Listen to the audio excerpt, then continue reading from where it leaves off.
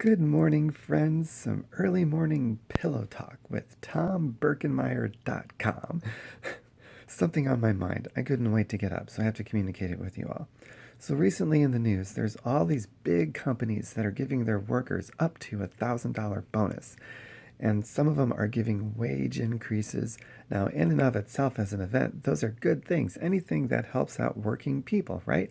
But here's some context for you and what makes these companies so unbelievably, obnoxiously, egregiously disgusting. So, many of them are giving the recent tax bill, the tax cuts, that they're getting credit for this. However, many of these companies decided on these things before the tax bill was ever passed or anything. So they're flat out lying. The timestamp proves that it has nothing to do with the timing of the tax or the reason of the tax cuts. It's just timing, and they figured, oh, well, this is convenient for us. We'll just give credit to the tax bill because we're in a PR nightmare. People are becoming more aware of how corrupt we are. So we'll just do this as a PR stunt. So we'll just blame the wage increases and the bonuses on that.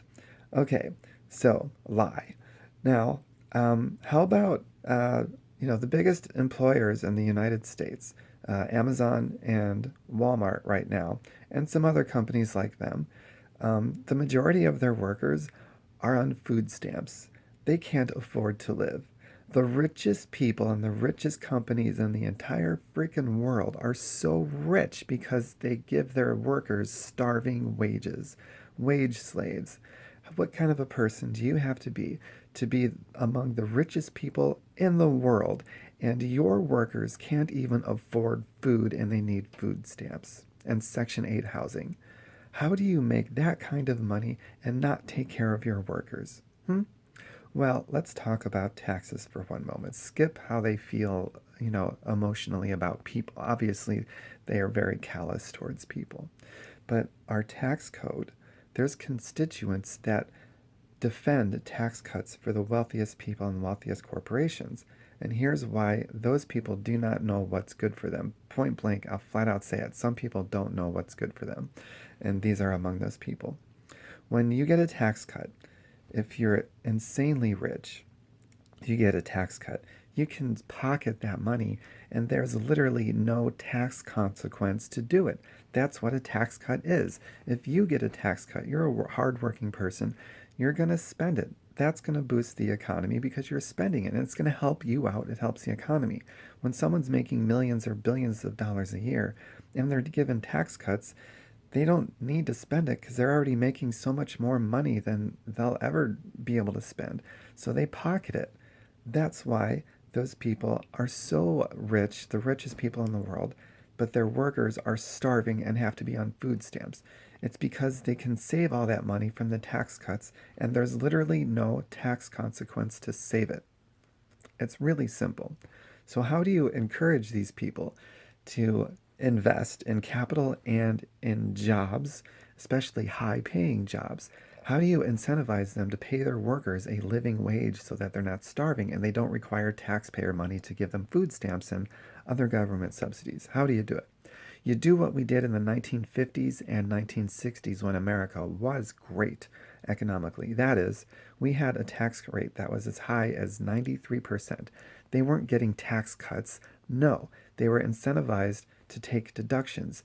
You captured deductions by investing. A lot of that investing was between capital goods and high paying jobs back when there could just be one income earner in a family of four or five or six, and that one income was enough to pay for everything, to have a savings account, to take the family on vacation. The spouse could stay home and take care of the kids. That's when we had a tax rate as high as 93%. So back then, the richest people in the world, the richest people in our country, it was a choice. They either reinvest it back into the country for the betterment of everybody, or they would lose up to 93% of their income to taxes. There was no invest it or save it, it's up to you. Now we have the option: either invest it or you can pocket it and save it to yourself. It's up to you. There's no tax consequence. So what do they do now? Since they have that option, they take the option of pocketing it. And that's why you are struggling. And that's why people who defend these tax cuts for the richest people and the richest corporations, those people defending that tax cut, those constituents literally do not know what's good for them. They fight and stand for policies that are devastating them and putting them in a world of hurt. So some people just simply don't know what's good for them, including constituents. Now, why do we have the system that we have that is stealing money literally from you to give to the political donors? Because they're political donors. They donate millions of dollars to politics. You can't donate millions of dollars. You can't compete with that. So when our elected leaders, people that you vote for, they look at, they didn't donate anything or peanuts, but these guys over here donated millions. I'm going to do their bidding. I'm going to pass a tax bill that gives them tax cuts and screws you. But we're going to front it with up to $1,000 bonuses, which does nothing to solve the long-term problem of helping you afford the cost of living. So we're going to do these bullshit $1,000 bonuses and maybe $1.50 a week wage increase, but you're still going to be on food stamps. And the richest people in the world are going to get away with stealing your wealth because we have a system of legalized bribe. Vote for people that don't take legalized bribe. Open secrets, money in politics. Google it. TomBurkenmeyer.com.